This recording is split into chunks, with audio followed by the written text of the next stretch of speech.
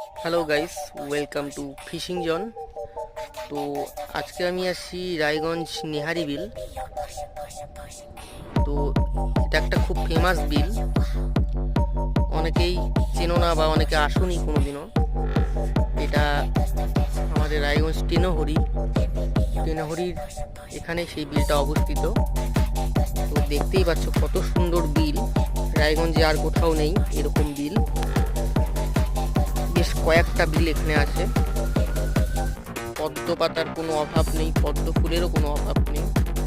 আর এই যে এই বিলটা 100 বিঘা না হলেও 80 বিঘা তো হবেই।